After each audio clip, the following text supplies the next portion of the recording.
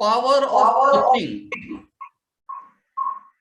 Coaching का हमारे जीवन में बहुत महत्व है और हर एक व्यक्ति एक कोच भी है और कोची भी है।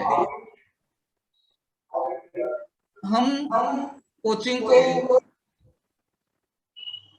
सिंपल वर्ड में इस तरह समझ सकते हैं कि कैसे हमारा विकास कैसे हुए, ट्रेनिंग द्वारा, सेमिनार द्वारा या हमारे स्व अनुशासन एवं स्व प्रयास द्वारा।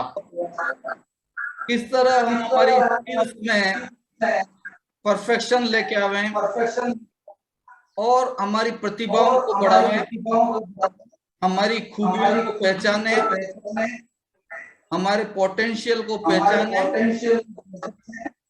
और कई बार व्यक्ति अपने अंदर छिपे गुणों को पहचान नहीं पाता है, उसके अंदर की प्रतिभा को पहचान नहीं पाता है। हम सब में असीम प्रतिभा है, इसलिए कई बार व्यक्ति जो स्वयं को कोच करके या स्वयं अनुशासन द्वारा के जो तरक्की करना चाहता है वो उस शिखर को नहीं छू पाता जो कि एक कोच द्वारा ट्रेनिंग लेकर, कोच से प्रशिक्षण लेकर, कोच को ज्वाइन कर नए आयाम को छू सकता है।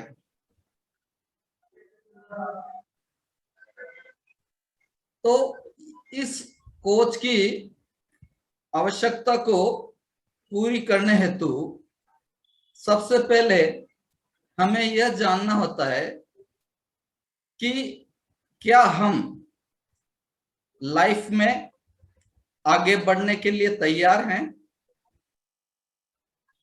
जब हमारे मन में ये भाव आता है कि हाँ हम लाइफ में आगे बढ़ना चाहते हैं, तब व्यक्ति को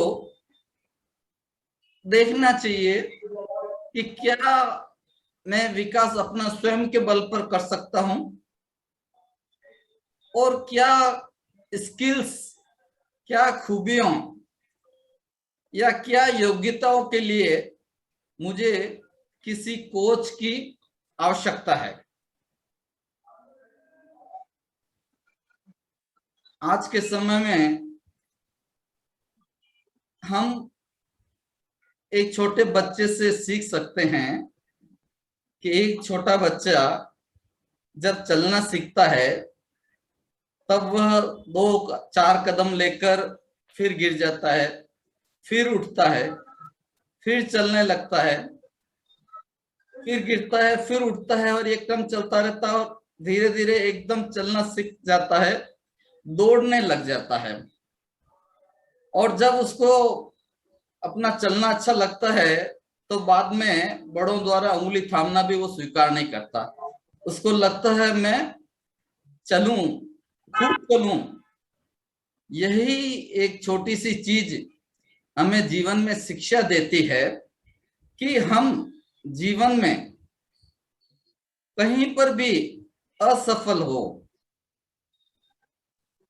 कहीं पर भी कोई रुकावटें आवे तो हमें रुकना नहीं है, हमें निरंतर आगे बढ़ते रहना है, हौसला बनाए रखना है। एक छोटे बच्चे से हमको सीख करके और आज हम ये तय करें कि हमें हमारे भविष्य को बेहतर कैसे बनाना है, नए शिखर को कैसे छूना है, कैसे नए आयाम स्थापित करने हैं। आज का समय दोस्तों, अभी हाल ही में आपने देखा टोक्यो ओलंपिक में भारत ने जोरदार प्रदर्शन किया। हम सभी के लिए ये गौरव के पल पुनः लौट आए जब इंडिया ने हॉकी में कांस्य पदक प्राप्त किया, जेवेलिन थ्रो में फर्स्ट गोल्ड मेडल प्राप्त किया तो जो सालों से, दशकों से जिस चीज को इंडिया तरस रहा था, वो चीजें हमारे खिलाड़ियों ने अपने उपलब्धि से भारत की आशाओं को पूरा किया। और ये आशाएं तो एक मात्र किरण है, एक हमें संदेश दिया है खिलाड़ियों ने कि हम बहुत कुछ कर सकते हैं। और ये जो खिलाड़ियों ने संदेश दिया है, ये हर व्यक्ति के ऊपर में लागू होता है। यानी कि हर व्यक्ति अपने प्रयास के द्वारा नई बुलंदियों को, नई ऊंचाइयों को छू सकता है। जरूरत किस बात की है? सिर्फ संकल्प की। सिर्फ यह ठान ले कि नहीं, मुझे आगे बढ़ना है, कोई भी ताकत मुझे आगे बढ़ने से नहीं रोक सकती। जब ये माइंडसेट हमारा बन जाएगा तो हमारी उन्नति के द्वार अपने आप खुल जाएंगे। हमें एहसास होने लग जाएगा कि रियली मुझे किस क्षेत्र में अपना प्रयास करना है, कहां मुझे कोचिंग की आवश्यकता है। दोस्तों, हमने ग्लोबल लीडरशिप नर्चरिंग एकेडमी की स्थापना इसी उद्देश्य से की है कि हम लोगों के विकास में मददगार हो सकें, उन्हें मोटिवेशन दे सकें, उन्हें इंस्पायर कर सकें। और जिस तरह हर व्यक्ति इंस्पायर होगा, नए आयाम स्थापित करेगा, तो व्यक्ति से समाज, समाज से देश का विकास होगा। और इस पृथ्वी पर भी और भी नए नए चमत्कारों को आयाम मिलेगा। नई नई संभावनाओं को तलाशने का जो क्रम है, जो सदियों से चला आ रहा है, वह वापस तीव्र गति से दौड़ने लगेगा। दोस्तों, अभी हाल ही में कुछ दिनों पूर्व 12 अगस्त को अंतरराष्ट्रीय युवा दिवस मनाया गया।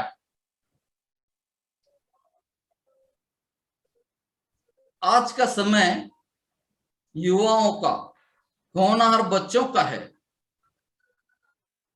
जिन्हें अपने जीवन के भावी उद्देश्य तय करने हैं। और वो जीवन के भावी उद्देश्य उनका स्वयं का विकास करेंगे, देश का विकास करेंगे। हो सकता है वो देश के भावी कर्णधार बन जाएं, देश को नई दिशा देने लगे। तो इसी आशय के साथ में हमने ग्लोबल लीडरशिप नर्चरिंग एकेडमी की स्थापना की है। हम हमारी वेबसाइट के ऊपर में काफी लर्निंग मटेरियल अवेलेबल कराते हैं। पावर पॉइंट प्रेजेंटेशन है। हमने पहले भी 2 वेबिनार किए हैं, पावर ऑफ ग्रेटिट्यूड के ऊपर में, पावर ऑफ वर्ड्स के ऊपर में। हम सब लोग जानते हैं कि किस तरह ग्रेटिट्यूड का हमारे जीवन में महत्व है। और जिसने ग्रेटिट्यूड अपना लिया, मानो उसके लिए सफलता के सारे द्वार खुल गए। तो अभी हम कोच की बात कर रहे थे, तो जब हम यह तय करें कि हमें कोचिंग लेना है, तो उस समय हम ये भी सोचें कि कौन सा कोच हमारे लिए उपयुक्त होगा। क्योंकि एक कोच और एक डॉक्टर में बड़ी समानता है।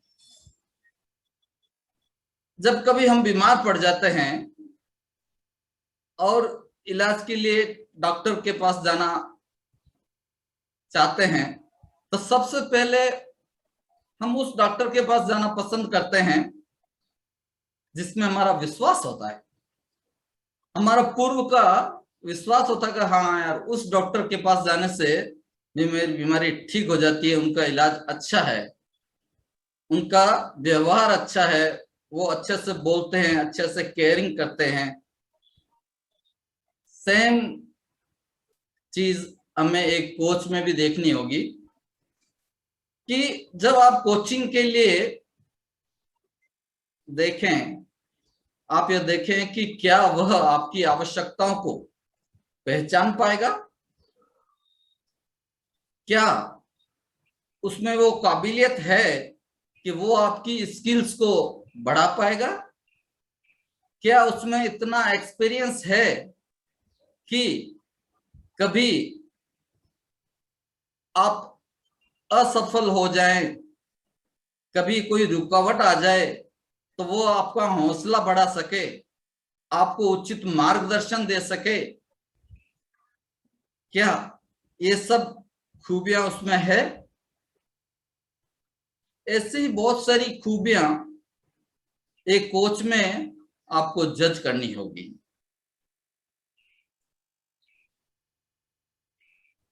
इससे पूर्व मैं आपको कोच की आवश्यकता के बारे में कुछ और बताऊं कि हम लोग जनरली स्व प्रयास से, अपने प्रयास से, अनुशासन से आगे क्यों नहीं बढ़ पाते हैं।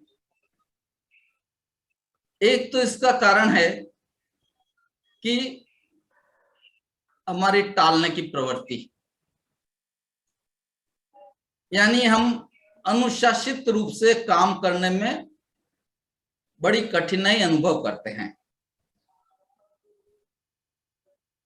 दूसरा, हम लोग शीघ्र सफलता पाना चाहते हैं। हम चाहते हैं कोई भी काम है शीघ्र पूरा हो जाए, शीघ्र सफलता मिल जाए। जैसे स्विच ऑन ऑफ होता है उसी तरह हम चाहते हैं बस ये बटन दबाया और हम लोग सफल हो गए, हमारा काम हो गया। लेकिन सफलता ऐसे नहीं मिलती। सफलता के लिए कठिन परिश्रम करना पड़ता है, बहुत त्याग करना पड़ता है। तीसरी बात कि हम लोग कई बार असफल होने से डरते हैं या सफलता और असफलता के भेद को समझ नहीं पाते। दोस्तों, सफलता और असफलता ये खाली हमारी सोच है।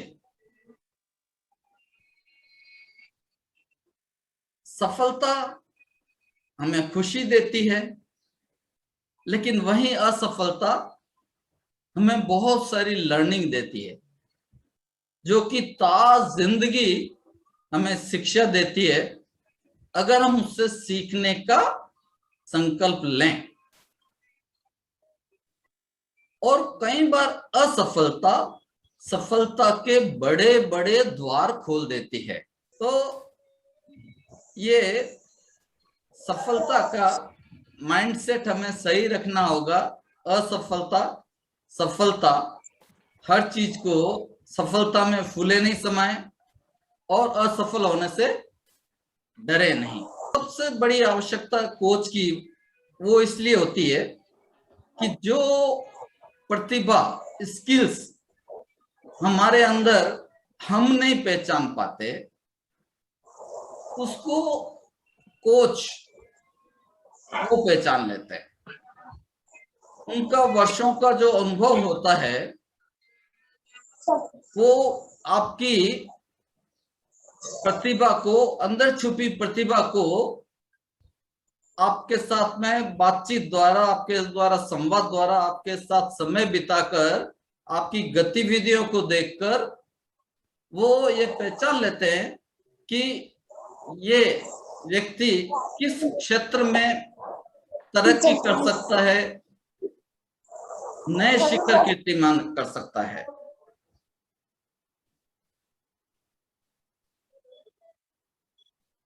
तो ये हुई हमारी कोचिंग की आवश्यकता के बारे में। आज दोस्तों 14 अगस्त का दिन है, स्वतंत्रता दिवस के एक दिन का पूर्व दिवस, जो कि कल हम हमारे स्वतंत्रता दिवस की खुशियों की हमें याद दिलाता है। सर्वप्रथम मैं आप सभी को एडवांस में स्वतंत्रता दिवस की ढेर सारी आपको शुभकामनाएं देता हूं। एवं दोस्तों, यह समय हम उन सभी वीरों, लीडर्स एवं हमारे पूर्वज, इंकलाबी नेताओं को याद करके उनके प्रति कृतज्ञता प्रकट करने का दिन है, जिनके प्रयासों से हम आज एक स्वतंत्र राष्ट्र में सांस ले रहे हैं और अपनी बात कहने का अधिकार रखते हैं। आज ही के दिन 5 अन्य राष्ट्र, आज नहीं कल 15 अगस्त के दिन 5 अन्य राष्ट्र ने भी स्वतंत्रता हासिल की थी, जिसमें बहरीन है, उत्तरी कोरिया, दक्षिण कोरिया है और 2 अन्य देश हैं। तो यह जो स्वतंत्रता दिवस है, यह हमें कुछ याद दिलाता है। यह हमारी जिम्मेदारियों और कर्तव्यों का बोध कराता है कि जिस स्वतंत्रता को हमारे पूर्व लीडर्स ने इतने बलिदान से प्राप्त की, कैसे हमें उसको कायम रखना है, यह उत्तरदायित्व हम सभी का है, न कि केवल सरकार का। हमें सबको जागरूक होना है और जागरूक होने का मतलब है हमें आत्मनिर्भर भी बनना है। और यही हमारी सरकार का नारा है कि कैसे हम सभी आत्मनिर्भर बने, कैसे हमारा देश आत्मनिर्भर बने। और जब ये सोच हमारे अंदर आती है कि हमें आत्मनिर्भर बनना है, तो ये हमें मोटिवेट करती है, इंस्पायर करती है, और वो इंस्पायरेशन हमें हर दम याद रहता है कि नहीं, मुझे अपने बल पर कुछ हासिल करना है, मुझे दूसरों पर निर्भर नहीं रहना है। हमारे विकास के लिए हमें हर संभव प्रयास करने हैं। हालांकि निर्भर होने का मतलब ये नहीं है कि हम यह मान लें कि हमें अन्य किसी की जरूरत नहीं है, क्योंकि हम एक सामाजिक प्राणी हैं और हमारी लाइफ इंटरकनेक्टेड, इंटरडिपेंडेंट एवं इंटर रिलेटेड है। यानी कि यहां पर हम अगर आध्यात्मिक रूप से समझें तो हम एक शांत आत्मा हैं और हमारा जुड़ाव उस परम पिता परमेश्वर से है, और इस नाते हम लोग सब आपस में एक दूसरे से जुड़े हुए हैं, और समाज में आगे बढ़ने के लिए हर व्यक्ति अपना अपना व्यवसाय करता है, अपनी अपनी सेवाएं एक दूसरे को देता है। इस नाते हम एक दूसरे पर डिपेंडेंट भी हैं, और इस डिपेंडेंसी की सराहना करना, इसे स्वीकार करना, ये हमारी संस्कृति का अटूट हिस्सा है। हमारा देश एक बड़ा लोकतांत्रिक देश है, जिसमें हर जाति, धर्म, संप्रदाय के लोग आपसी सौहार्द से रहते हैं, सलाह मशवरा करते हैं, एक दूसरे के दुख सुख में काम आते हैं। तो ये हमारे देश की एक संस्कृति का बहुत ही अच्छा उदाहरण है, और ये हमें जिंदगी में हमेशा अपनाना है, और इसी में हमारे आगे बढ़ने के सूत्र भी छुपे हुए हैं। यानी जब हम एक दूसरे के साथ में तारतम्य बिठाने की, एक दूसरे के साथ एडजस्ट करने की कला सीख लेते हैं, तो बहुत कुछ तो हमारा दिल से डर निकल जाता है, हमारा हौसला बढ़ जाता है। हमें ऐसे लगने लगता है कि हमारा साथी है, हमें कभी भी किसी भी चीज की जरूरत पड़ी तो मदद के लिए लोग तैयार हैं। और देखा जाए तो हमें इन्हीं दिव्य गुणों के साथ में परमपिता परमात्मा ने इस पृथ्वी पर भेजा है। इन गुणों को सीखने के लिए हमें कहीं जाना नहीं पड़ता। हमें ये गुण स्कूल में नहीं सिखाए जाते। कैसे हंसना है, कैसे लोगों को सम्मान देना है, ये हम छोटे बच्चे से देखे तो हमने जब बच्चों को सिखाया नहीं होता है, लेकिन तभी वो थोड़ा सा बड़ा होते ही अपना स्माइल देना शुरू करता है, आपसे हेलो और हाय करना शुरू करता है। और एक छोटे बच्चे के लिए सारे सब लोग एक जैसे होते हैं। इसी तरह हम लोग जब बड़े होते हैं तो हम लोग कई चीजें इधर उधर के प्रभाव से गलत धारणाएं सीख लेते हैं। तो जब हमें अपना विकास करना है तो एक बार हमें पुनः उन गलत धारणाओं को छोड़ना होगा और स्वस्थ धारणाओं का अपनाना होगा, एक ग्रोथ माइंडसेट अपनाना होगा, एक अच्छा नजरिया अपनाना होगा।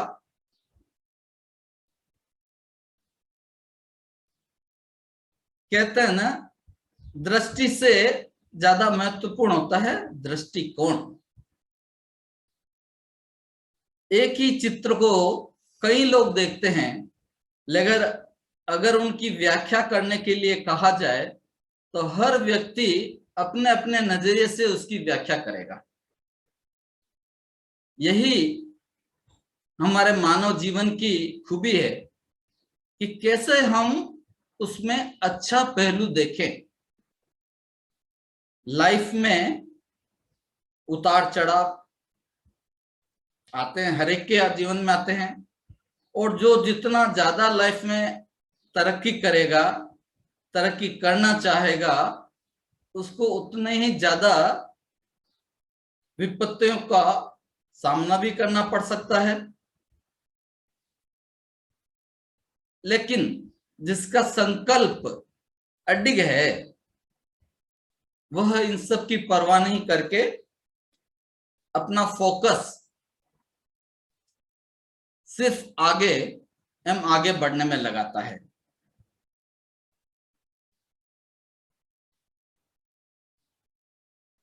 दोस्तों, कोचिंग के कुछ प्रिंसिपल्स हैं। सबसे पहला प्रिंसिपल है अवेयरनेस का, यानी हमें हमारी चेतना को जागृत करना है। हमें आसपास क्या हो रहा है उन्हें ऑब्जर्व करना है। मैं जज करने के लिए नहीं कहता। अगर आप जज करना पसंद करेंगे, टीका टिप्पणी करना शुरू करेंगे, तो आपकी खुशियां घटनी शुरू हो जाएगी। लेकिन आप सिर्फ उनको ऑब्जर्व कीजिए और उसमें क्या अच्छा है, क्या अच्छा हो सकता है, क्योंकि हर घटना, हर फेल्योर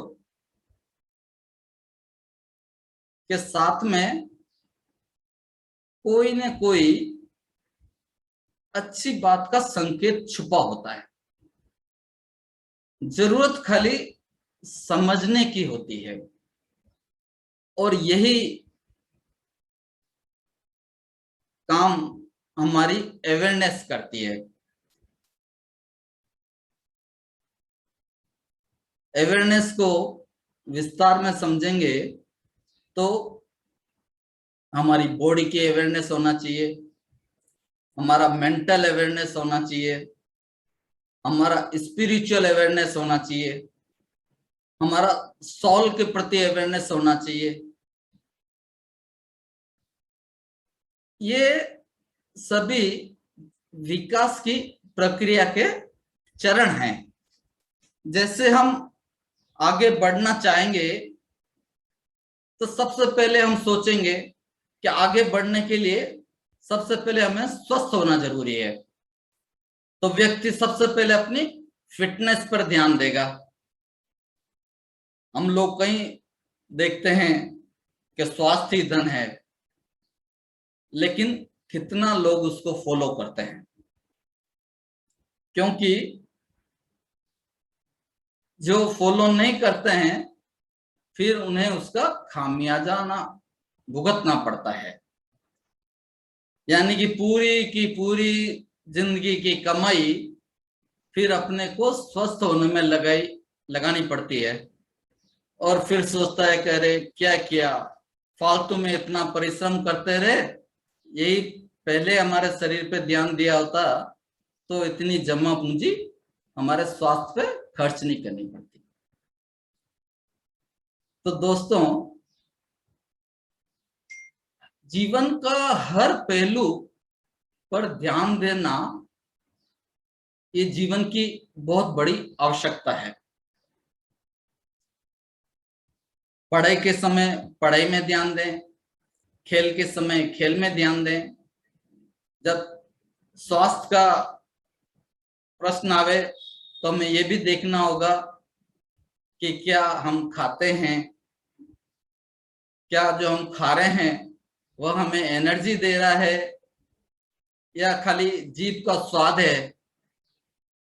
तो ये सब छोटी छोटी बातें हमें ध्यान देंगे, और पहले हम अपने आप को स्वस्थ करेंगे, उसकी चेतना जागृत करेंगे, फिर मेंटल ग्रोथ माइंडसेट अपनाएंगे, और हम हमेशा आशावादी बनेंगे। हमें स्पिरिचुअल के लिए अवेयरनेस लानी है, यानी कि हम एक आत्मा हैं और परम पिता परमेश्वर से जुड़े हैं, तो हमारा उनके प्रति कनेक्ट रहना वो भी हमारे लिए बहुत आवश्यक है। और एक बात है, वो है सोल, यानी हम हमारी सोल को, आत्मा को खुशी तब देते हैं जब हम लोगों का भला सोचते हैं, भला करते हैं। ये एक अद्भुत राज ये हमारे ईश्वर ने हमारे नेचर में दिया है कि चाहे कुछ भी हो, लेकिन जब भी आप स्वयं का भला करेंगे, प्रगति करेंगे, दूसरों को भला करेंगे, आपको असीम खुशी मिलेगी और वो आपकी आत्मा को तृप्त करता है। दोस्तों, कैसा लग रहा है आपकी प्रतिक्रिया? संदीप जुड़े हुए हैं? संदीप जुड़े हुए हैं? हाँ हाँ, जुड़ा हुआ हूँ सर जी, जुड़ा हूँ। हाँ हाँ, अच्छा, चलिए, आपका कोई प्रश्न है? मेरा एक प्रश्न था। हाँ, बोलिए। असफलता का डर और सफलता की आकांक्षा के बीच सामंजस्य से कैसे बिठाया जा सकता है? अच्छा अच्छा, बहुत सुंदर, मुझे खुशी है आपने इसको ध्यान से सुना। एक बार मैं वापस क्लियर करता हूं। असफलता, जैसे मैंने आपको बताया कि यह खाली एक सोच है। असफलता यानी आपने अपना लक्ष्य पाया नहीं, आपने कोई टारगेट बनाया, आपने टारगेट हासिल किया, तो आपने अपने आप को माना कि आप सफल हो गए। और अगर आपने टारगेट नहीं प्राप्त किया तो आपको लगता है कि हाँ, आप असफल हो गए। लेकिन बात तो सिंपल ये है कि उस टारगेट को हासिल करने में, अब आप सोचिए इसको, क्यों नहीं हासिल हुआ? या तो आपके प्रयास में कहीं कमी रही, या आपने जिस योजना प्लानिंग से काम किया वो प्लानिंग में कोई कमी थी, जिस कारण की जो कोई भी तकलीफ फेस हुई उसका आप पूर्वानुमान नहीं कर पाए, या आपने कहीं टीम वर्क में दूसरों से सपोर्ट की उम्मीद की हो लेकिन वो सपोर्ट आपको नहीं मिल पाया, या कहीं आपका कोई फाइनेंशियल प्रॉब्लम आ गया। लेकिन ज्यादातर केस में यह होता है कि लोगों के प्रयास में कहीं कमी रह जाती है या प्लानिंग में कमी रह जाती है। मेरा जो एक्सपीरियंस है इसमें मैंने दो चीजें ज्यादातर लोग देखी है, और इसीलिए जब लोग अगर सही उद्देश्य को लेकर आप बड़े हो और असफल हो गए, तो ऐसा बहुत लोगों के साथ में होता है। आपने देखा होगा हमारे वैज्ञानिक ने जिन्होंने बल्ब का आविष्कार किया था वो कितनी बार असफल हुए थे, लेकिन उन्होंने अपने प्रयास को नहीं छोड़ा, क्योंकि उन्हें लगता है कि नहीं, वो जो कार्य कर रहे हैं ये देश के लिए, विश्व के लिए बहुत ही उपयोगी होगा। तो चाहे उनको कितनी भी सफलता मिली, लेकिन एक के बाद एक प्रयोग करते गए। वही हमें भी जीवन में करना है कि अगर कहीं कोई एक प्रयास में हम सफल नहीं हो पाए, दोबारा प्रयास करें, उसको सोचें कि कहां कमी रही। क्या हमारी कार्यप्रणाली में कमी थी, प्लानिंग में कमी थी, प्रयास में कमी थी? मेरे ख्याल से संदीप, आप इस जवाब से संतुष्ट होंगे? हाँ बिल्कुल बिल्कुल सर, बिल्कुल। Thank you very much. तो कोचिंग के बारे में हमने अभी बहुत कुछ जानकारी ली। कोचिंग का हमारा एक उद्देश्य है कि कैसे हम लाइफ में ग्रो हो, और ग्रो को मैं जो ग्रो में 4 वर्ड हैं उससे मैं आपको ग्रो का मतलब बताता हूं। GROW। जी का मतलब समझ लीजिए कि गोल सेटिंग। हमें गोल सेटिंग करने की प्रवृत्ति अपनाना चाहिए। आर से मतलब है रियलिस्टिक, यानी हम वर्तमान में किस जगह हैं, क्या हमारी स्थिति है, वो हमारे को समझना होगा कि हम वर्तमान में कहां पर खड़े हैं। क्योंकि अगर हम वर्तमान को अच्छी तरह नहीं देख पाएंगे तो प्लानिंग प्रॉपर नहीं हो पाएगी।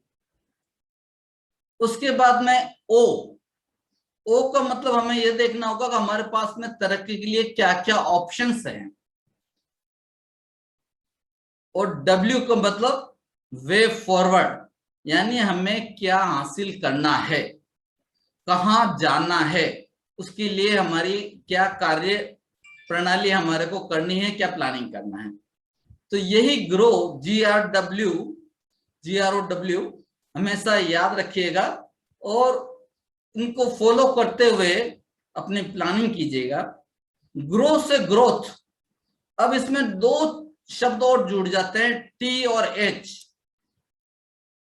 टी का मतलब है टीचेबल, यानी जब भी आप ग्रो करने का संकल्प करें, आपको एक क्वालिटी अपने अंदर नहीं है तो वो आपको हासिल करनी होगी, टीचेबल, यानी आपको लोगों से सीखने के लिए हरदम तत्पर रहना है। अगर कोई आपको सिखाने का प्रयास करे और आप बोले हाँ ये तो मुझे आता है, या कोई आपको सिखाने का प्रयास करे, आप उसको ध्यान से सुने नहीं, उसको अटेंशन पूर्वक फोकस पूर्वक ध्यान से ना सुने, तो फिर आपको ग्रो करने में दिक्कत आती है।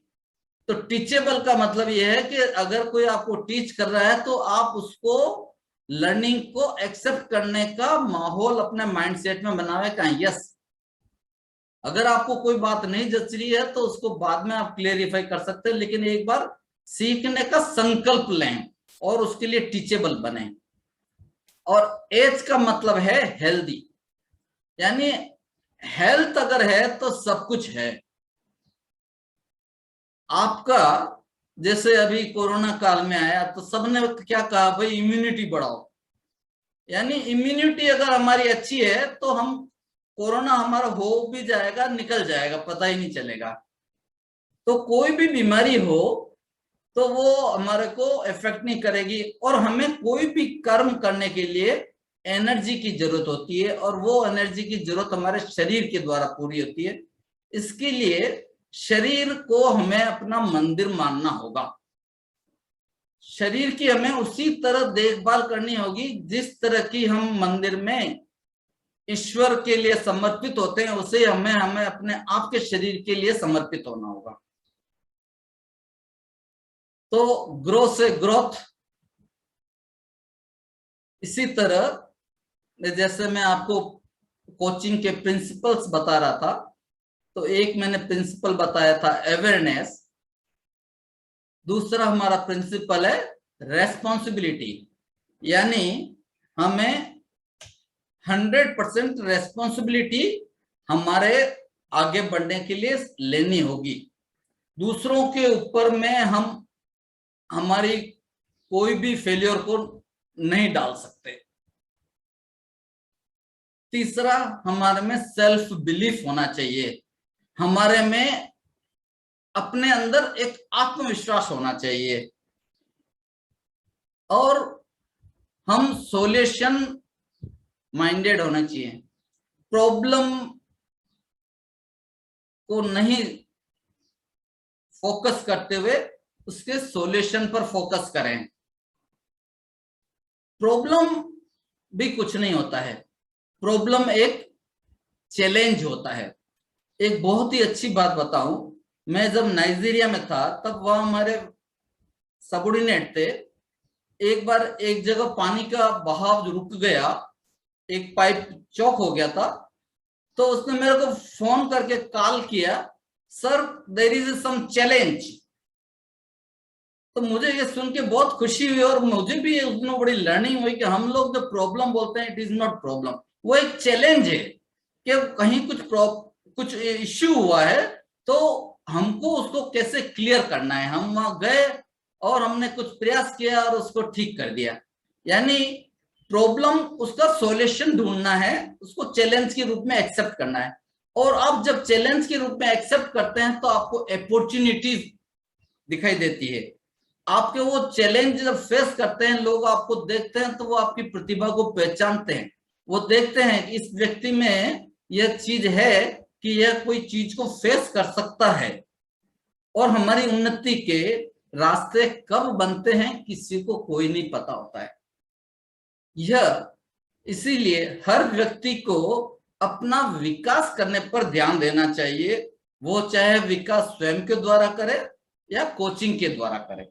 लेकिन जैसा मैंने पूर्व में बताया कि कई बार हम स्वयं के द्वारा वो चीजों को प्राप्त नहीं कर सकते, प्रतिभा को उजागर नहीं कर सकते, तो इसलिए कोच के द्वारा और लर्निंग के द्वारा हम हमारे जीवन को नया आयाम दे सकते हैं।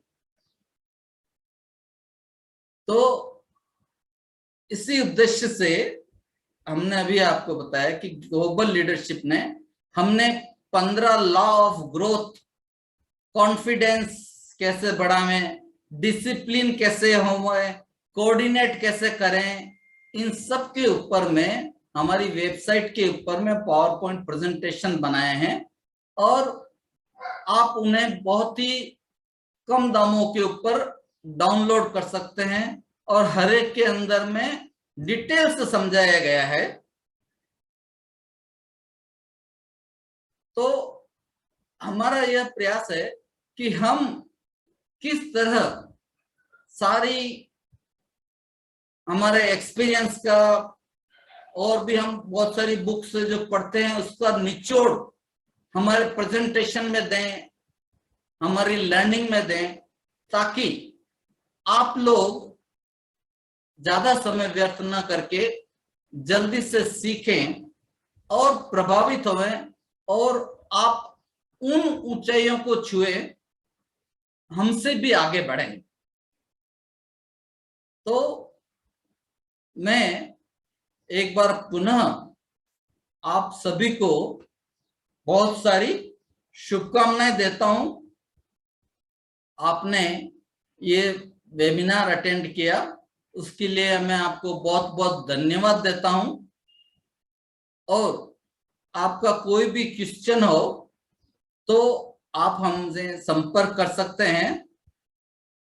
आप मेरा टेलीफोन नंबर नोट कर सकते हैं, 7296937948।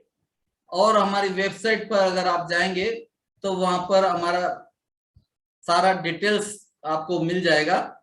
तो मुझे आप लोगों के साथ जुड़कर बहुत खुशी हुई और मैं दिल से चाहता हूं आप लोग बहुत तरक्की करें और इसी तरह हमारा साथ बना रहे।